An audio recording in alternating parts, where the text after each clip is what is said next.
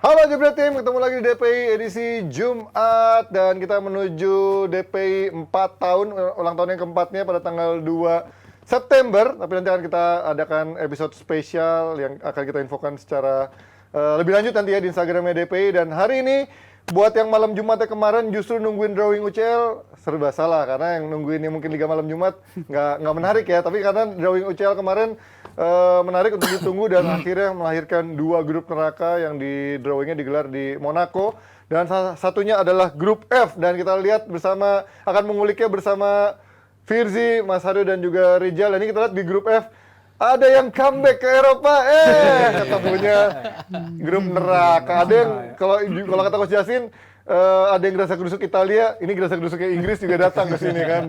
Dan ada PSG, Dortmund, AC Milan, dan ada Newcastle yang baru kembali. Tapi kalau dilihat dibilang grup neraka, lu setuju Fir sama ini grup neraka?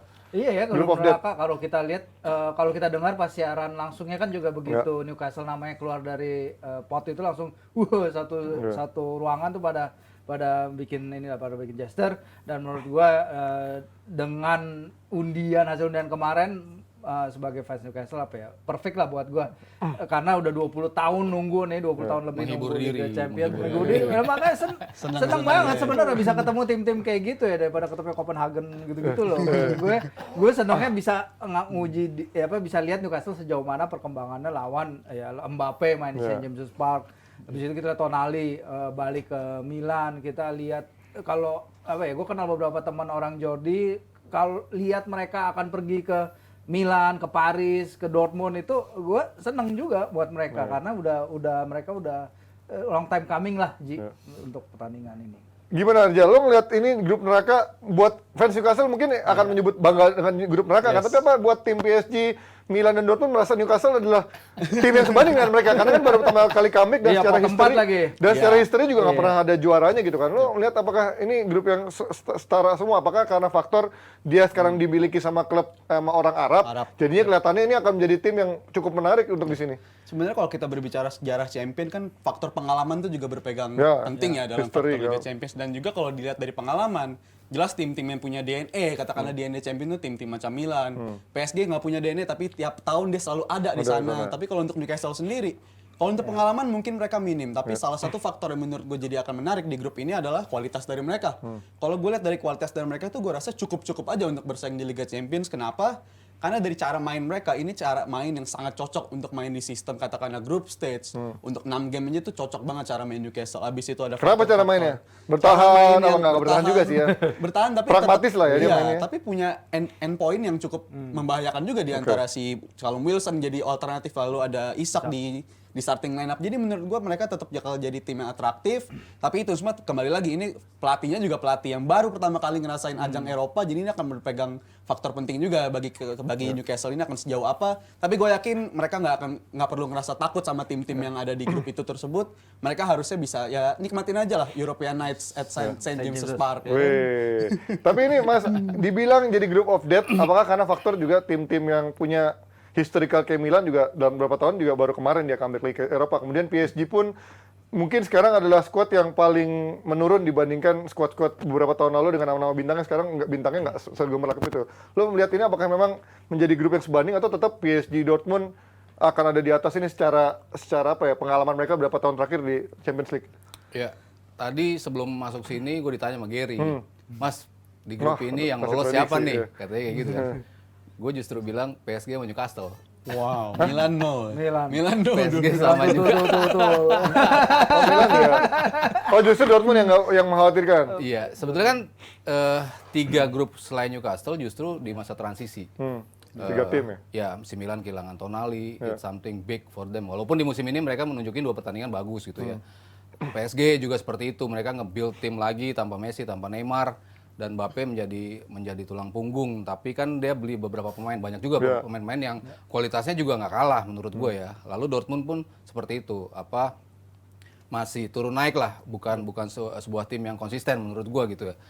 Jadi kalau gue lihat dari sisi permainan, tadi lanjutin apa yang dibilang Rizal, ini emang bisa menguntungkan Newcastle. Dalam artian ini tim udah udah solid ya. Ditambah lagi pemain-pemainnya yang mereka baru beli bisa mendukung skema mereka yang lama. Emang kalau ketemu tim-tim yang nantinya mungkin ketemu Munchen, ketemu City mungkin different story gitu. Cuman untuk lolos dari fase grup, gue ngeliat Newcastle punya kans untuk itu. Karena tadi mereka main cukup pragmatis, defense-nya sebenarnya cukup kuat, lalu counter mereka cukup bagus melawan tim-tim yang permainannya kebuka semua kan nih. Milan mainnya kebuka, Dortmund juga mainnya kebuka, PSG juga apalagi mainnya kebuka.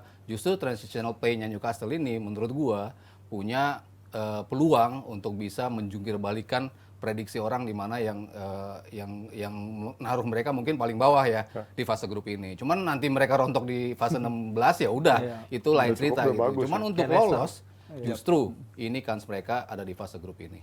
Ya, karena kita padat merayap sebelum kita lanjut ke tim besar lainnya, kita sedikit highlight dari grup E. Ada Lazio, ada Feyenoord, Atletico Madrid, dan juga Celtic. Apakah ini membuat Atletico Madrid dan juga mencari satu lagi nih, siapa kira-kira runner up dari grup ini yang kira-kira menjadi kekuatan dari grup E? Sebenarnya grup yang low key menarik juga ya.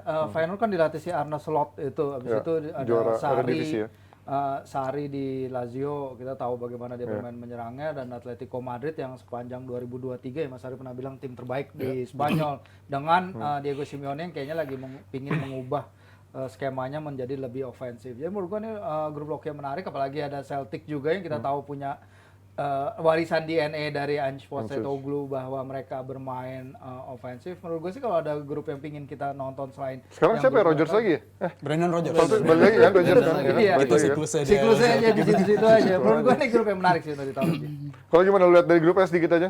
Siapa yang akan menjadi kekuatan terbesarnya selain Grup Atletico? ini ya udah pasti menurut gue Atletico, karena di tahun ini setelah katakanlah kedatangan Depay, gue inget banget di awal tahun mereka bertransformasi menjadi tim yang lebih menyerang. Selain itu lini belakangnya tetap solid selayaknya tipikal dari Simeone banget lah. Tapi menurut gue dengan kedatangan Depay ini bisa mengcover semua lini di lini depan. Ini menurut gue sebuah keuntungan, dan mereka punya segala modal untuk lolos dari fase grup. Gue bilang si Atletico ditemani mungkin ya Lazio juga sih kalau menurut gue dengan faktor pengalaman yang mereka milikin. Jadi favorit jelas Atletico dan juga Lazio menurut gue. Walaupun di Lazio Serie A, kalah ya, sekarang di Serie A ya. Iya, di Serie A dua kali Jelek kalah kan. sekarang ya. Kalau lu gimana Mas? Feyenoord sama Celtic bisa menggusur Lazio jadi yang penyanding partnernya Atletico? Ya ini tergantung home games ya. Kalau Champions League kan begitu home gamesnya matters banget nih. Lo bisa maksimalin nggak? Lo bisa menang antara dua tim yang di atas kertas mungkin sama kualitasnya sama lo. Gue rasa ini peluang juga buat Celtic ataupun ya mungkin Feyenoord gitu ya. Cuman kalau gue ngeliat sih yang udah pasti baru Atletico, yang tiga itu masih bener-bener kebuka nih. Semua masih bisa dapet lah.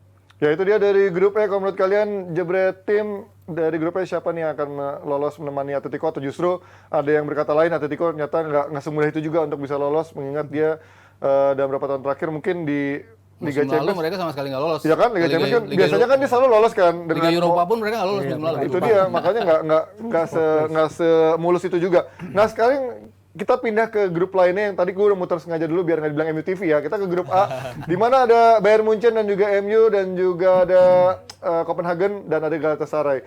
Mungkin kalau di atas kertas gue akan menilai MU harusnya lolos nih, kayak harga mati buat MU dan Munchen untuk lolos. Tapi kalau lihat lagi lebih dalam, Copenhagen tahun lalu juga bukan tim kacangan yang bisa dikalahkan dengan mudah. Kemudian Galatasaray kita tahu ada Icardi di sana dan ada juga Zaha dan juga Ziyech. Ditambah pemain-pemain lainnya. Kalau kipernya sih udah 40 tahun, gue nggak tahu tuh umurnya. Muslera lagi. Ini ngelihat grup A, apakah mengkhawatirkan nih MU? Karena MU pun kadang-kadang dikasih grup yang kelihatannya bisa lolos di hari terakhir. Jeblos juga ke Europa League gitu kan. Lolosnya hari terakhir. Kalau nggak Europa League Kalau ujung-ujungnya. nggak ada aja, ya kayak di Europa League kemarin mereka kan startnya jelek banget ya. Sampai sama Istanbul Basaksehir sempat kalah dulu kan. Yes, dan kalau kita lihat sebenarnya kan grup ini ya, Loki juga bahaya juga ya buat Man U. Pertama mereka akan ketemu Harry Kane. Sebenarnya fans United kan udah lama sebenarnya ngeliat Harry Kane salah satu incaran mereka, tapi sekarang malah ketemu di Liga Champions. Copenhagen di juara Liga Denmark, tapi ya udahlah ya. Mantan klub Rasmus Højlund seharusnya sih no problem di situ. Sementara Galatasaray dia menarik kalau mereka, kalau ingat Galatasaray Man U tahun 1993 yang spanduk Welcome to Hell-nya itu kan salah satu atmosfer terpanas di sepak bola Eropa di tahun 90-an Ji. Jadi menurut gue kalau para pendukung Galatasaray bisa membuat atmosfer yang sama itu lagi, ya kita lihat MU itu kadang yang kalah kan karena mereka sendiri kan. Iya, Pasti iya. ada aja yang mereka Musuhnya lawan. adalah diri sendiri yang gitu emang. Itu dia kan. Tapi kadang they get away with it, kayak ketika melawan Nottingham Forest mereka akhirnya bisa ketemu jalan keluar. Tinggal sekarang bagaimana nih? Kayaknya sih udah bisa sih seharusnya ya. Gimana Mas lo ngeliat grup ini? Harusnya sih aman. Harusnya aman ya? Harusnya aman ya. Ya walaupun sulit, tapi sih gue ngeliat United tetap punya peluang dan gue rasa sih mereka lolos ya, tapi di bawah Munchen. Ya, di bawah Karena Munchen. Munchen ya biasa sapu bersih lah biasanya. Kalau kan grup mereka- sih dia biasanya enteng sih Iya, ya. kalau lawan tim-tim yang di Tiba-tiba bawah saja mereka udah knockout hilang kadang-kadang. udah pasti menangnya lah ya. Ya mungkin persaing terkuatnya si United ya lagi-lagi Galatasaray menurut gua. Cuman Di atas kalau kertas ya. dulu memang sulit sekali ya bertandang ke Galatasaray. Cuman makin ke sini kayaknya udah mulai terkikis tuh, nggak sesangar dulu gitu. dulu, ya. Masih bisa menang lah tim-tim tampil di Galatasaray, di Liga Eropa pun kebukti juga kayak gitu kan berapa kali gitu. Jadi gua tetap melihat United sama si Munchen lah yang akan lolos. Lo Jal? Kalau dari gue lolos enggaknya United ya tergantung dari United. Ya katakanlah dari Munchen calculated loss lah di pertandingan 2 lawan Munchen itu katakan calculated loss, tapi akan menjadi sangat bahaya apabila mereka nggak bisa mencuri poin yang dikatakan calculated win lawan Galatasaray dan juga Copenhagen ya.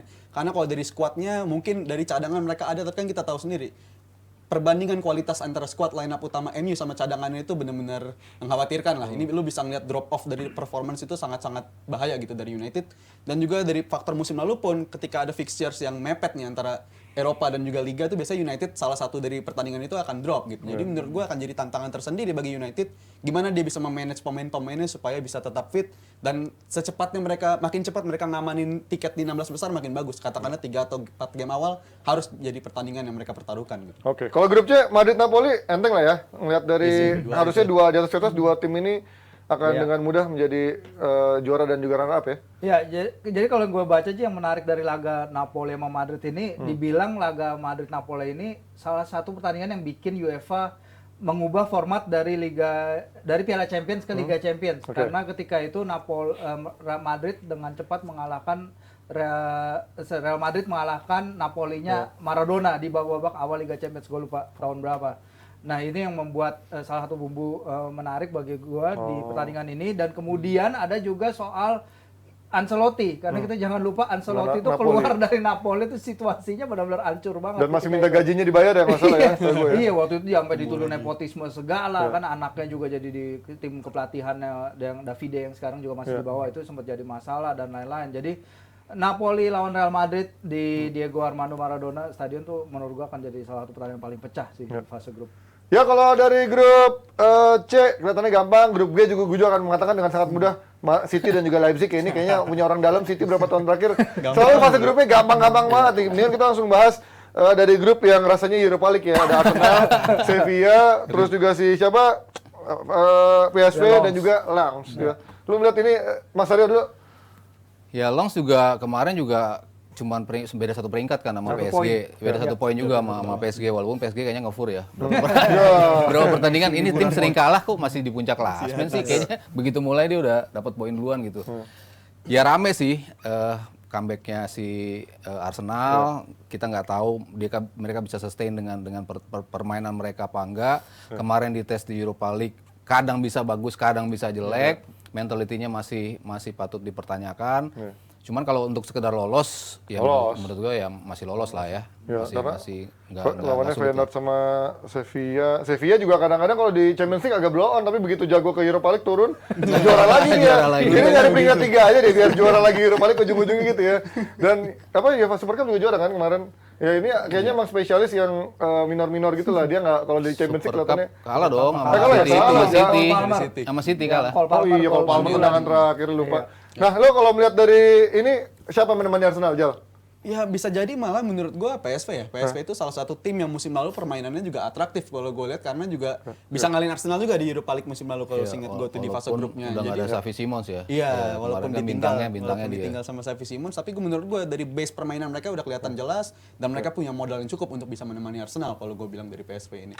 Ya itu lihat dari grup UCL rasa Europa League, nanti kita lihat apakah ada kejutan misalkan Arsenal turun ke Europa League misalkan biar makin kerasa kental dengan Liga Malam Jumatnya. Sementara dari grup lainnya ada Barcelona yang kelihatannya grup hahihi ya, Barcelona dengan santainya di atas kertas lawan Shakhtar, lawan Porto dan juga Antwerp. Ini Antwerp lagi kayaknya akan sangat mudah untuk dibantu. Walaupun ada Toby Alderweireld tapi nggak akan ngaruh lah, Toby Alderweireld umurnya juga udah 50 tahun kali, gue nggak tahu umur berapa. Ini lihat dari grup ini, kalian melihat apakah ada grup lain yang potensi cukup menarik juga untuk dibahas? Mungkin grup D misalnya, menurut gue itu juga grup yang sebanding semua ya. Inter, Bukan grup of death, tapi menurut gue kualitasnya hampir Justru selevel yang semua itu tuh. rata. Salzburg, Sociedad, Inter Milan dan juga Benfica. Bahkan Kadang-kadang orang asosiasinya kan group of death-nya ada 2 yang jago gitu. Iya, iya. Padahal justru yang 4 yang biasa Empatnya itu yang biasa aja, yang justru lebih seru ya. Iya, Makanya. yang rata gitu. Itu dia dari drawing Liga Champions. Kalau kalian jagoannya pilih siapa untuk juara dan juga runner up-nya, kita akan kembali dengan topik yang gak kalah menariknya.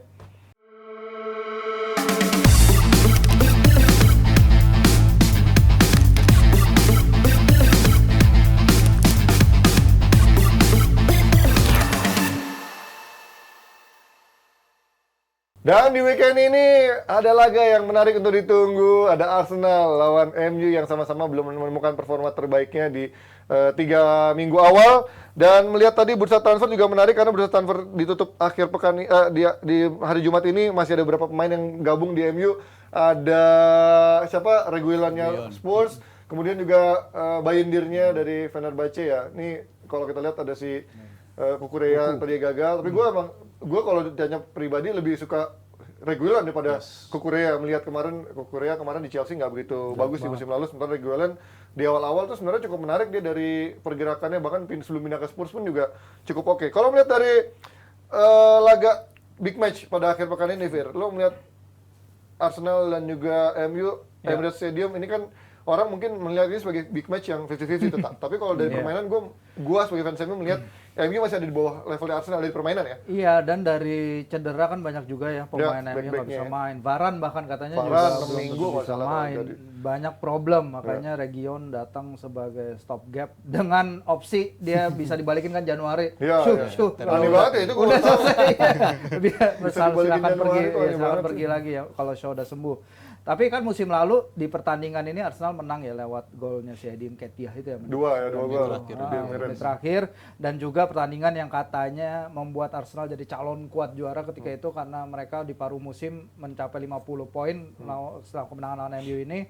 Tapi kita akan lihat juga di pertandingan nanti gimana peran bek kanan, terutama akan menarik bek kanannya Arsenal ya, karena musim lalu si Ben White ditargetin banget sama Ten Hag dan Marcus Rashford sampai dia harus dapat kartu kuning dan ditarik keluar pada halftime, diganti Tomiyasu. Ketika itu penyerangan Man United emang di bawah Rashford lagi bagus-bagusnya, tapi ketika itu emang Arsenal dominate banget possession ya, touches di kotak penaltinya lebih banyak, XG-nya jauh lebih gede dari Man United di pertandingan itu. Tinggal bagaimana Ten Hag belajar dari pengalaman di pertandingan di Emirates tahun lalu dan bagaimana dia bisa correct apa yang salah ketika itu untuk bisa mengambil hasil di laga ini. Karena kalau ini break 2 minggu terus habis itu Man United kalah, pasti omongannya seputar Ten Hag nih udah bla bla bla bla udah panjang lah. Kalau MU, kalau gue bilang dia lebih perlu kemenangan ini daripada Arteta perlu kemenangan sih. Siapa back yang lo pilih, Jal? Enggak, lo fans Liverpool, salah. Ya lo pasti berharap Maguire main gitu. Terus lo melihat siapa nanti yang main untuk formasi belakang juga depannya? Kalau untuk yang idealnya, gua rasa yang kemarin finish di Nottingham layak dilanjutkan lagi, yaitu Lisandro Martinez dan juga Lindelof layak dilanjutkan. Karena kalau dari faktor ini kita udah ngeliat lah, Ten Hag ini udah nggak ngirik si Maguire lagi kok untuk jadi line up dia, jadi nggak ada harapan bagi Maguire. Dan juga kalau dipikir-pikir di match ini kan kedua tim ini sama-sama menurut gue nggak ada yang lebih dominan untuk di match pekan ini. Kenapa gue bilang gitu? Walaupun si Arsenal sama MU ini sama-sama udah ngantongin 2 kemenangan dari 3 game Premier League musim ini, tapi dua-duanya kemenangan itu yang sama-sama bagi fansnya dianggap mengecewakan gitu. Arsenal 2 kali menang tapi dua-duanya kemenangan yang nggak meyakinkan sama sekali. Begitu juga dengan MU, menang tapi dengan cara yang menyulitkan diri sendiri juga. Jadi menurut gue ini akan jadi pertandingan yang sangat penting, khususnya kalau bagi MU sendiri. Apapun hasil selain kalah, menurut gue hasil yang sangat positif bagi mereka. Apabila seri pun dari Emirates, karena kita tahu beberapa musim terakhir akan sangat sulit bagi MU bisa pulang dari Emirates dengan raihan poin itu sangat sulit. Jadi menurut gue MU bisa dapat poin di sini, menurut gue bisa jadi batu loncatan bagi mereka. Ada international break setelah ini bisa jadi momentum bagi mereka, reset lagi. Pemain-pemain yang belum nyetel macam Mount bisa kembaliin performa dia, dan juga tentunya kembalinya Rasmus Højlund di bulan September nanti menurut. Mas, ini kan kalau lihat lini tengah MU, bahkan waktu lawan Wolves dan juga 3 pertandingan sebenarnya mungkin yang Forest pun juga bisa dibilang agak membaik, tapi dari sisi bertahannya juga kurang kan transisi. Dan lawan Arsenal kita tahu gelandang-gelandang Arsenal udah jadi semua, ada Rice di sana, kemudian ada Odegaard.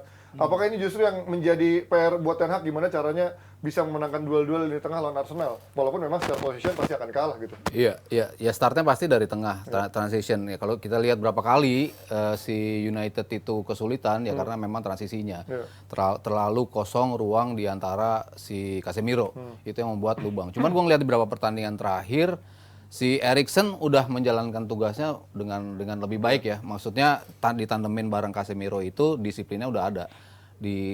Kalau kita lihat 2 gol pertama lawan Fulham ya memang Fulham, Fulham siapa? Nottingham Forest, sorry. Lawan Forest ya itu di luar Nurul lah ya, golnya kan maksudnya itu harusnya nggak menjadi gol gitu. Cuman kalau di sistem yang lebih rapi, yang lebih ketika bola berjalan, ya gue ngelihatnya MU sebetulnya udah mulai rapi. Cuman Arsenal kan selalu bisa ngakalin apa yang dilakukan oleh United. 5 pertandingan terakhir di kandangnya Arsenal juga nggak bisa menang juga si United, paling mentok di skor imbang. Jadi gue tetap melihat laga ini lebih beratnya sih ke Arsenal, Ji.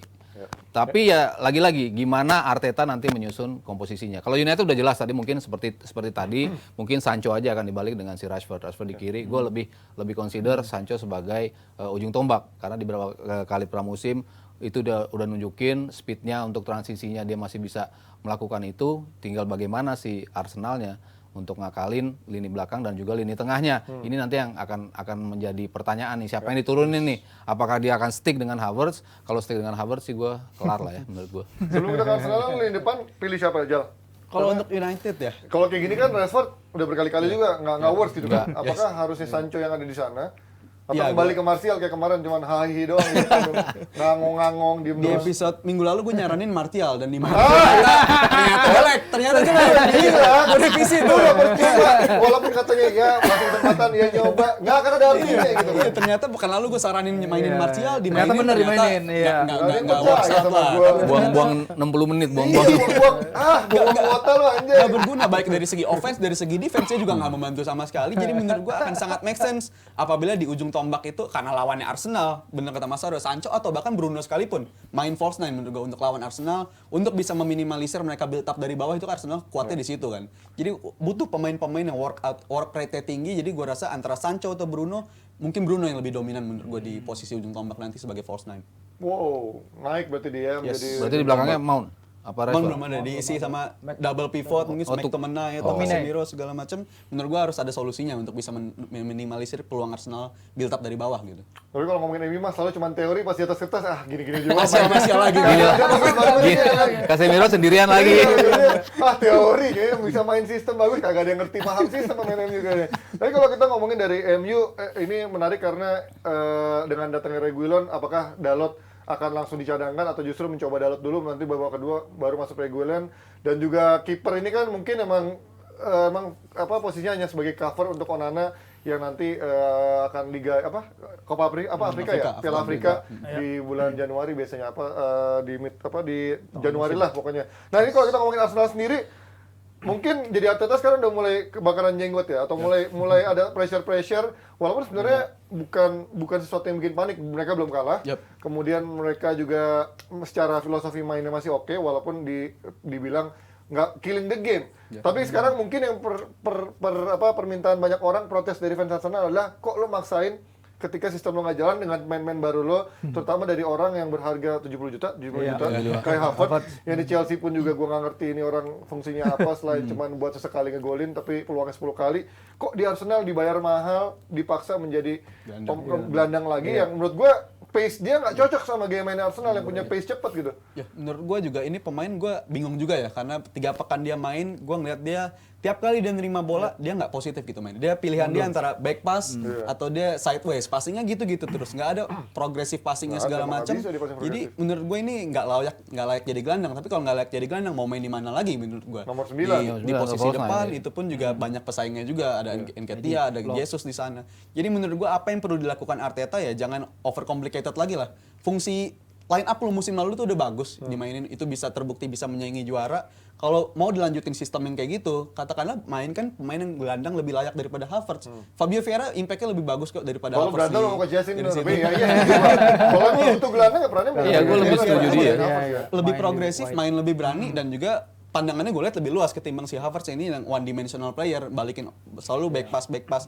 Jadi nggak ada salahnya untuk nyoba karena dari base permainan Arsenal itu udah ada gitu. Jadi kalau lu menggantikan Havertz dengan Fabio Vieira, gue rasa nggak akan dysfunction sedemikian rupa lah dengan lu memainkan Vieira menggantikan Havertz, karena Havertz menurut gue nggak layak untuk line up lawan United nanti. Kalau melihat dari Havertz sendiri kan sebenarnya momen terbaiknya adalah bagaimana dia bisa masuk dari second line yang mungkin kayak Gundogan gitu lah, walaupun dari sisi passingnya dia nggak sebagus Gundogan, tapi dia bisa muncul untuk mencetak gol dan bisa positioningnya tepat. Tapi kan kadang efektivitasnya itu tadi gue bilang 10 peluang mungkin 1-2 gol yang tercipta kan. Iya benar. Dan kalau kita bicara penyerangan Arsenal ya 50% penyerangan Arsenal itu datang dari kanan. Ji, ya. Di sana kombinasi Saka dan Odegaard. Mungkin itu juga yang buat kenapa sisi kirinya nggak terlalu dominan, karena Saka dan Odegaard tuh terlalu dominate di kanan. Karena Arsenal sejauh ini tuh mencatatkan more passes di sepertiga serangan akhir dari semua tim lain di Premier League, sekitar 430-an gitu. Tapi dan itu didominasi oleh sisi kanan. Mungkin itu juga sebabnya kenapa Havertz jarang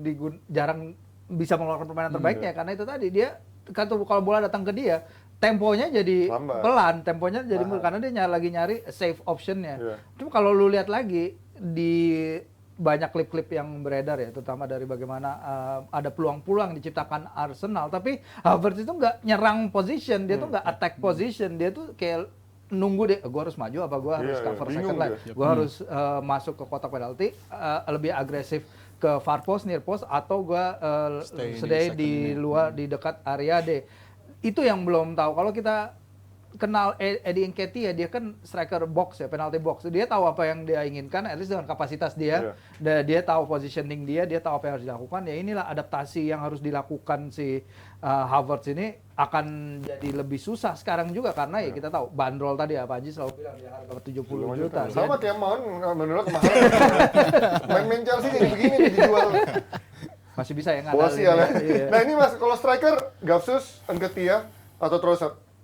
Nah Gapsus sudah sembuh ya? Kalau dia kalau bisa main Gapsus gua. Cuman kan yang lebih esensial menurut gua untuk dimainkan komposisi back belakang dulu. Gua nggak mau Partey ada di sisi kanan karena berapa kali kebukti ini ketika lo transitional itu berantakan banget dari sisi kanan, walaupun Ben White ada di situ, tapi kan Partey yang sering kehilangan posisi, walaupun ujung-ujungnya Partey naik gitu kan, tetapi kan dia tetap harus bantuin cover di posisi itu. Nah kalau Zinchenko udah balik, gue rasa ya udah posisi itu akan dimainkan oleh Zinchenko, posisi yang majunya.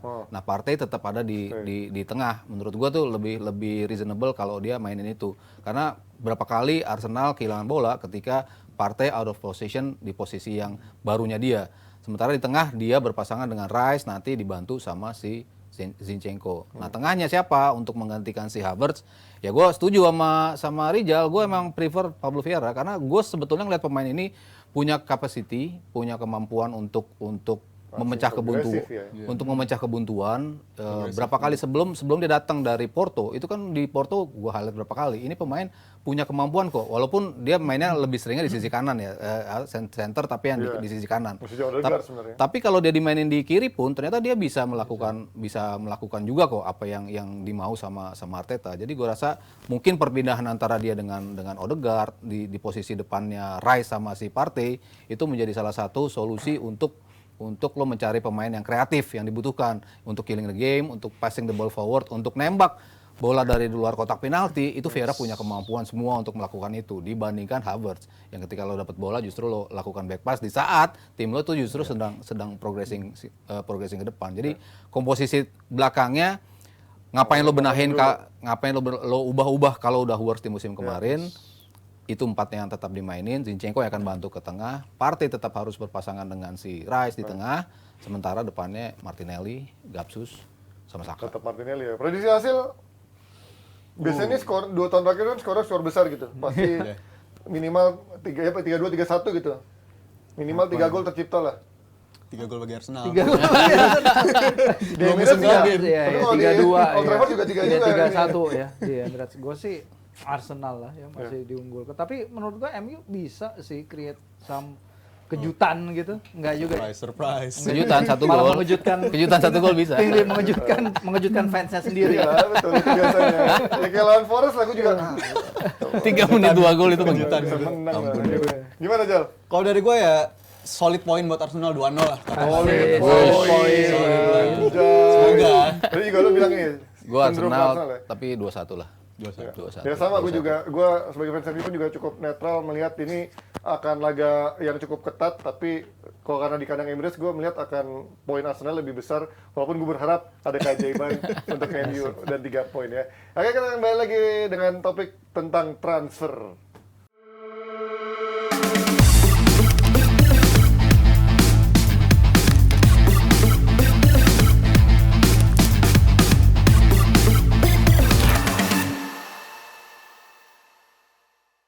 Di sini sudah tanggal 1, di sana tanggal berapa? Yo. Yang jelas sekarang bursa transfer musim panas Eropa sudah ditutup untuk pembelian pemain, tapi kalau yang loan atau yang memang free transfer masih dibuka, dan kita kemarin akan membahas dari kemarin ada beberapa transfer yang cukup menarik. Tadi gue sempat mention bagaimana Kukurea gagal di akhir-akhir karena mungkin yaitu MU mau minjem dengan harga cuma 7 juta. Tapi menurut gue kemarin kan Coach Justin sempat ini ya ngetawain MU Kukurea dibeli Chelsea sekitar 50-60 juta, mau dipinjam dengan 7 juta. Ya namanya juga minjem, mana ada orang bayar 7 juta 15 juta sih, kadang-kadang suka nggak masuk akal gitu Coach Justin. Minjem tuh biasanya loan fee kalau main Football Manager tuh 5 juta. Ya. Tapi lu nawarnya juga tega sih, 2 juta doang Nah kan? itu maksud gua. Nawarin 7 juta mau masuk akal, tapi nawar ke 2 juta menurut gue ya lo emang parah banget sih. Dan akhirnya mendapatkan Reguilon ya, walaupun tadi katanya isunya ada Alonso juga, Reguilon dan juga Kukurea. Apakah ini pemain yang cukup bagus, Mas Aryo? Reguilon? Iya, lu kan sebetulnya ngincer Reguilon sebelum dia ke Spurs kan? Iya, kan? gitu. Waktu dia Akhirnya dari pindah ke 20. Sevilla, dari Oleh mau Madrid itu kan sebetulnya dia dimauin di posisi itu, dan berapa kali gua highlight permainan dia. Dia tipenya mungkin kayak Trippier ya, maksudnya dia doyan maju, Memang defense-nya agak kurang sih. progressing pass-nya bagus, umpan-umpan model trendnya yang mendatar-datar itu cukup bagus. Jadi ya gua rasa ini additional yang cukup bagus buat United ya, terutama ketika lu nggak dapet inceran lu.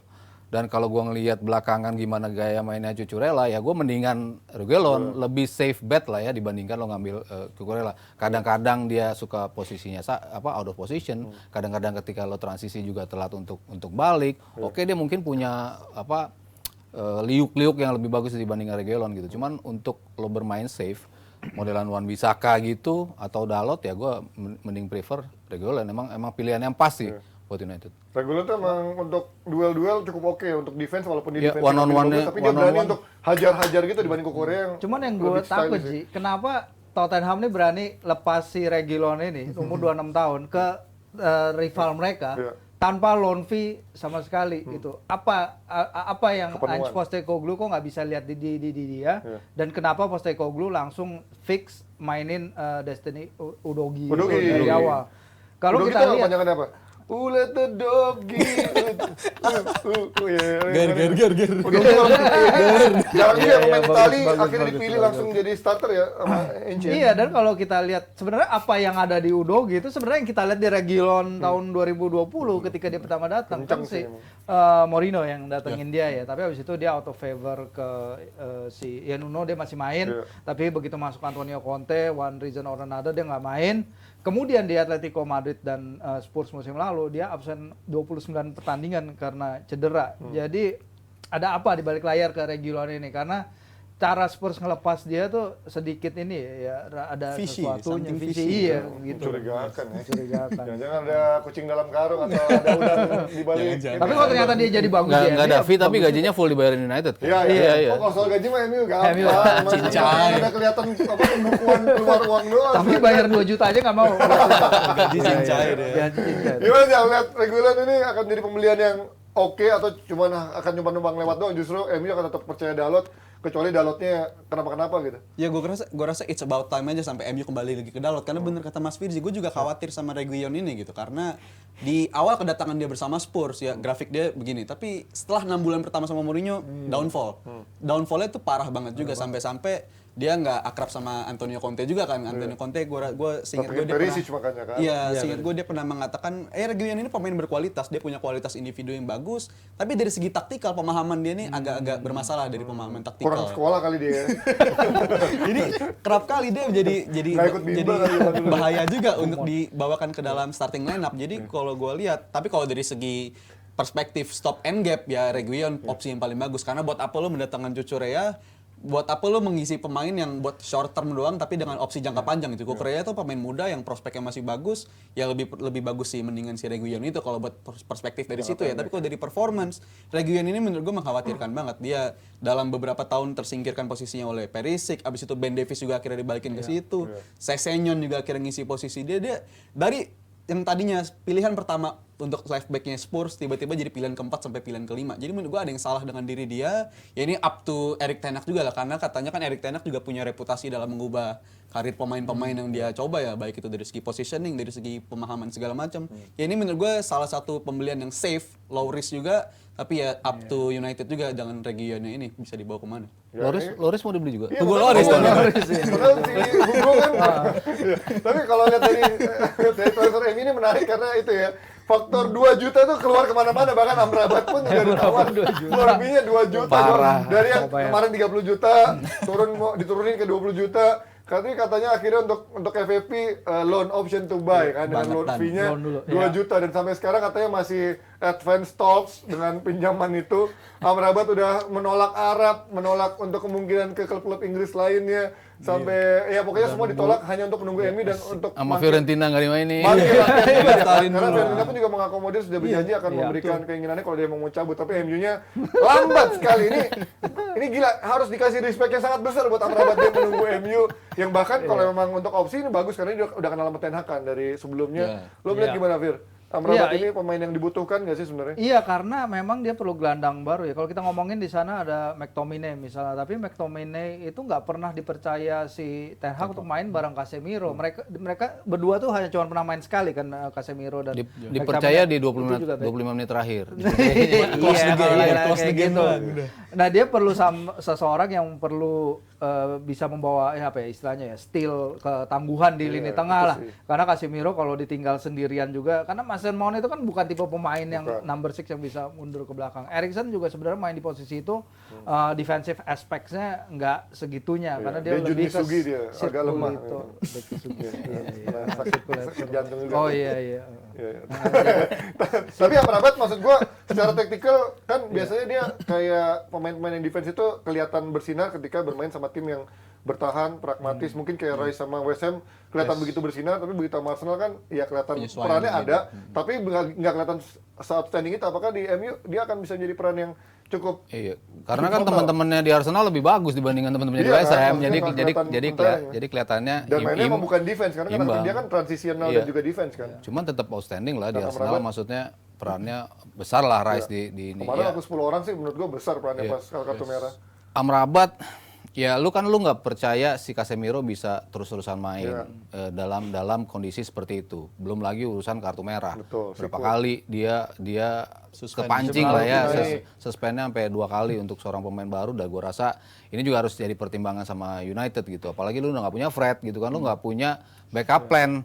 Lo cuma punya McTominay yang menurut gue dari sisi defense ini orang sama sekali nggak bisa. Justru gue lebih suka progression play dia untuk maju, untuk kadang-kadang nyolong bola di saat-saat terakhir itu kan berapa kali McTominay. Gitu, ya McTominay juga ngebuktiin itu gitu. Sementara untuk berantem di tengah, ya lo jelas butuh tambahan satu lagi. Ya Amrabat ya menurut gue ya dari awal sampai sekarang ya masih itulah pilihan terbaik yang available. Ini orang yang udah lama udah bilang pengen ke MU, bahkan itu udah sampai rela untuk mangkir latihan, terus juga stay. Malah terakhir yang didatengin ya dengan loan lagi, sementara Højlund. Dengan Siapa lagi? 2 juta lagi, 2 juta lagi. Dikejar sampai Reguilon pun diprioritaskan sampai terakhir Amrabat. Kita pindah ke klub rival yang emang diam tapi pasti datengin seorang Matheus Nunes dengan harga 60 jutaan, pemain yang menurut gua juga pemain keren. Kok MU nggak ngejar Nunes ya, malah ngejar MU nggak punya duit. Tapi maksud gua Liverpool juga butuh menurut gua butuh nih orang kayak dia. Tapi malah datengin kemarin pakai siapa? Gravenberch ya. Matheus Nunes pemain yang bagus nggak buat City. Apakah ini bentuk ketidakpercayaan Guardiola kepada Kovacic, Calvin Phillips? Ya, menurut gua pemain yang berkualitas, tapi kok dia berkualitasnya ketika di tim sebelumnya dulu tuh. Gua ngeliat dia berkualitas, tapi ketika dia gabung ke Wolves, dia nggak terlalu kelihatan lah kalau gua bilang. Paling kelihatan dia menurut gua ya, kalau di gelandang ya. Kalau dibandingkan yang lain-lainnya, buat standar gelandang Wolves, iya. Tapi kalau buat bisa mengangkat kapasitas squadnya, menurut gua Nunes nggak punya kapasitas untuk itu. Tapi kan kita tahu Guardiola punya 1001 cara lah untuk bisa merangkai pemain ini supaya bisa fit ke sistem taktiknya dia. Karena kalau gue lihat dari segi Enggak, itu nggak bisa diharapin gitu. Jadi kalau ngeliat dari segi profil belum. Lu 1001 cara. Calvin nggak bisa. Calvin nggak, pengecualian buat Calvin itu. Kalau dia ini pemain yang gue, kalau dari kualitas individunya gue suka pemain yang punya banyak skillful juga dan punya beberapa kali bisa kemampuan mencetak gol juga ya. Musim lalu golnya spektakuler banget lawan Chelsea dan beberapa kali muncul di momen-momen yang tepat. Jadi menurut gue kalau untuk City-nya, dari perspektif City kan dia datang dengan status sang juara bertahan di Premier League, juara bertahan di Champions League. Lu butuh lah pemain-pemain yang bisa out of nowhere ngubah sesuatu tuh pasti perlu. Kalau untuk pemain-pemain amannya kan udah ada kayak macam Kovacic yang bisa kontrol pertandingan di tengah, kontrol bola di tengah. Lu butuh salah satu pemain yang tipenya bisa muncul seketika di kotak penalti, dan paling penting gimana dia bisa mengakomodir peran dari Erling Haaland di depan, karena beberapa kali kalau nggak ada kehadiran De Bruyne, Haaland itu kan terisolasi sendiri gitu. Jadi menurut gue dengan kedatangan Nunes ini untuk mengisi peran seperti itu, untuk bisa muncul timing dia ke kotak penalti dan juga mengakomodir lini depan dari Manchester City itu sendiri gitu. 60 juta good deal nggak buat City? Kalau kita lihat kenapa dia nggak works di Wolves ya, karena dia kan main di bawah 4 manajer berbeda di sana. Dia baru datang dari Portugal. Habis itu dia dicoba ditaruh di center midfield, tapi sama Lopetegui dia ditaruh di left wing, di right wing. Jadi nggak ada continuity ke permainan dia. Sementara Pep tahun lalu dia pernah memuji kan si Nunes ini pas menang lawan itu dia best world midfielder in the world gitu. Jadi Pep mungkin ngelihat dia kan bagusnya ini tadi kalau ngomongin bagaimana musim terakhir dia di Sporting, dia kan number 1 di Liga Portugal terkait dribbles complete. Jadi dia bisa membawa bola, ball carrier dia bang. Nggak bisa megang bola dong, kan kiper doang. Oh iya. Jadi bapak sekali ya. Dia bisa itu ya ball carrier yang diperlukan dari lini tengah. Mungkin dia nggak main di sayap karena di sana kan ada juga Jeremy Doku kan. Dia bisa main di sana. Nah, kita akan lihat dari tengah transitionalnya Man City mungkin akan lebih baik kalau ketimbang gelandang-gelandang. Kan dia sering kemarin tuh kan Akanji taruh di gelandang. John Stones taruh di gelandang. Nah, kalau sekarang dia benar-benar punya pemain yang bisa dari number 6 menggiring bola hingga ke itu tadi membantu serangan, dan itu mungkin yang dibutuhkan Man City sekarang dengan absennya De Bruyne. Dan kalaupun De Bruyne udah sembuh, dia pun udah 32 tahun, Man City harus segera mencari solution after that. Ya harusnya Foden sih yang bisa step up untuk bisa memberikan peran itu ya. Gimana Mas Aryo, Ansu Fati ke Brighton tiba-tiba? Karena waktu kita nggak banyak. Ini karena incarannya katanya isinya Spurs, bahkan Chelsea atau tim lain, tapi ternyata dia berbelok ke Brighton yang kita nggak melihat, bahkan pengendusnya ada ketertarikan dari Brighton. Apakah jadi transfer yang bagus buat keduanya? Iya, gue rasa iya. Karena kan the way Brighton play itu masuk banget ke gayanya Ansu Fati. Kalau continuity itu bakal dipindah ke Barcelona musim depan, dan dia selalu bermain di week in week out gitu, itu akan nambah banget. Sementara Xavi udah jelas nggak mempercaya dia untuk melakukan start di setiap pertandingan. Bahkan di beberapa pertandingan pun jarang sekali dia dikasih kesempatan start. Kita ngelihat era Bojan Kirkic lah ya, berapa kali dikasih kesempatan sama Pep sampai akhirnya dia nyerah juga. Bojan udah jadi perwakilan Barcelona di itu, UEFA kemarin di drawing ya. Dia udah benar-benar emang lo bukan di sini tempatnya ya. Mungkin ini yang sementara Bojan tadinya nggak mau untuk di loan. Dia maunya betul-betul kalau pindah itu sebuah transfer.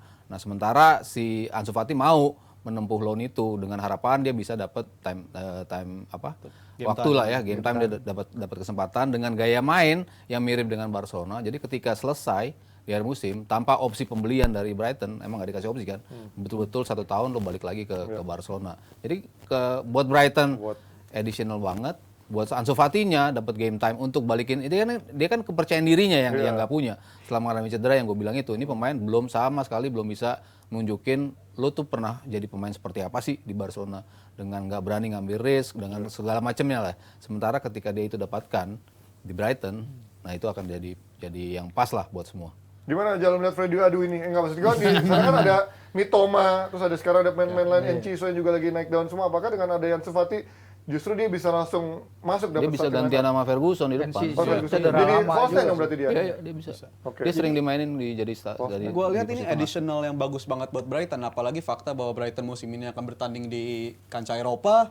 Dengan kehadiran Ansu Fati ini bagus banget ya. Bener kata Mas Aryo, di musim lalu kan dia kesulitan untuk dapat game waktu main, habis itu form juga nggak bisa nemuin. Gimana lu bisa nemuin form kalau lu cara mainnya kayak begitu kan? Dengan Brighton ini, dengan prospek dia main bisa sampai 50 game Brighton di musim ini, menurut gue dia akan dapat sekitar 20 sampai 30 game, itu akan berguna banget bagi dia. Apalagi dari cara mainnya Brighton, juga tim yang berani megang bola, pemainnya sangat atraktif.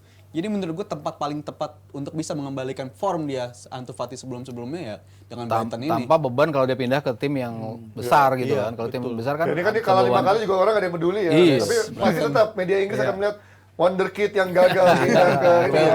Tapi kalau menurut kalian berarti siapa pemain paling mengejutkan yang pindah di bursa transfer musim panas ini, atau menurut kalian siapa tim yang paling sukses di bursa transfer musim panas ini? Kasih komen di kolom komen kita, dan kita akan kembali dengan bahasan yang gak kalah serunya setelah yang satu ini.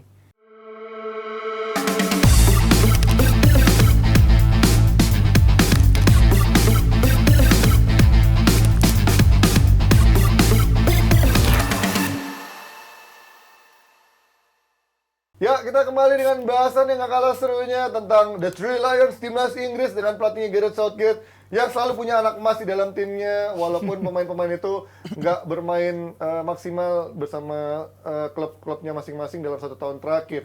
Ya, dia memanggil seorang Harry Maguire, kemudian Nketiah dipanggil ya? Panggil ya. Dan tidak memanggil seorang Sterling yang begitu kelihatan pengen show off gocek-gocek di Chelsea.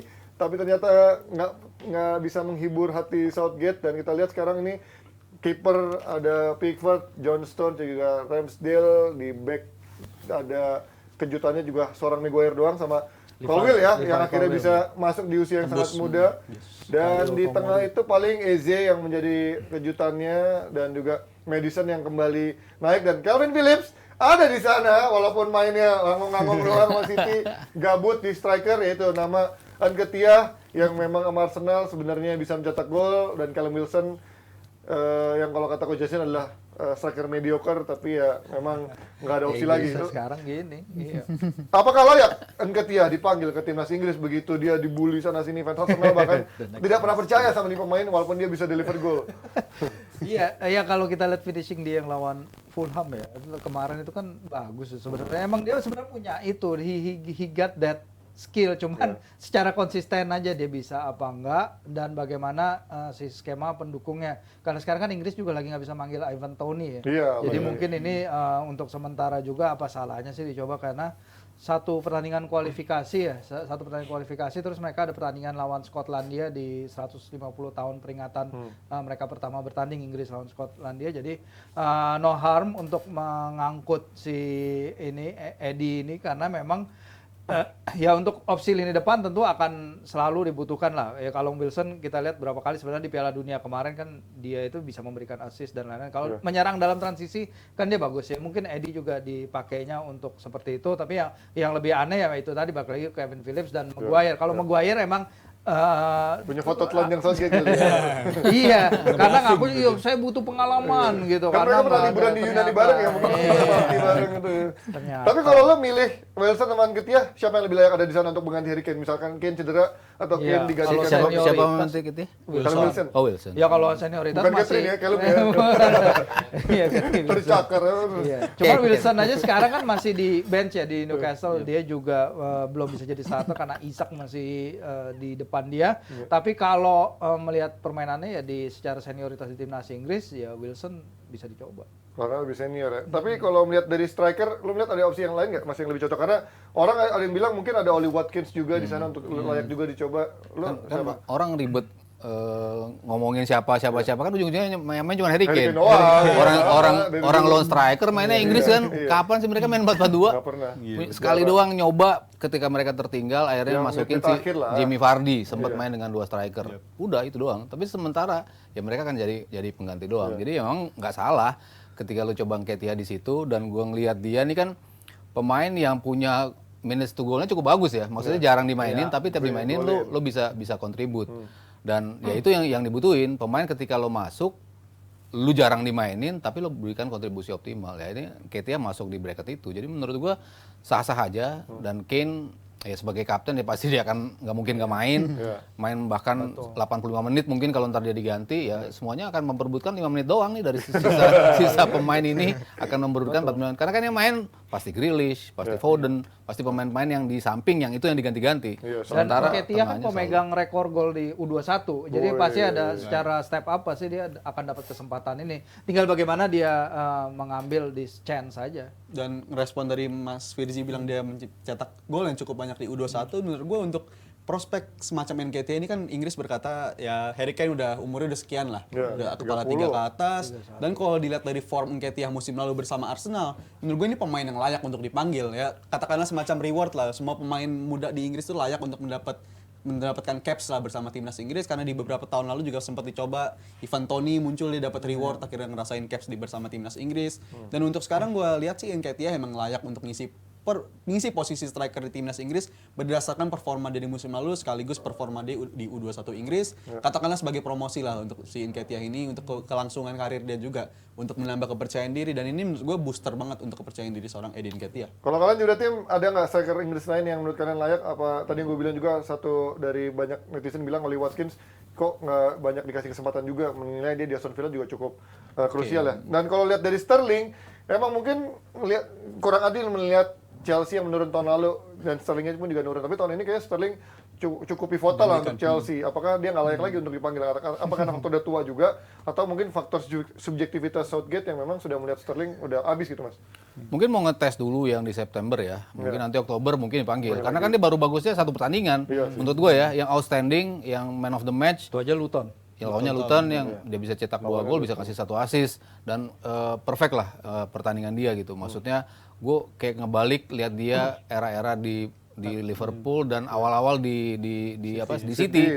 Dribblenya begitu bagus dan nggak buang-buang peluang gitu loh dribblenya jarang bisa diambil orang. Sementara di City terakhir sama di Chelsea berapa kali kan dia udah mentok. Tapi sekarang dia bisa nunjukin itu lagi. Cuman mungkin masih ditunggu apakah lo sustain di setiap pertandingan lo bisa melakukan itu. Kalau lo bisa menawarkan itu, ya gue rasa dia akan dapat pemanggilan dari si Southgate.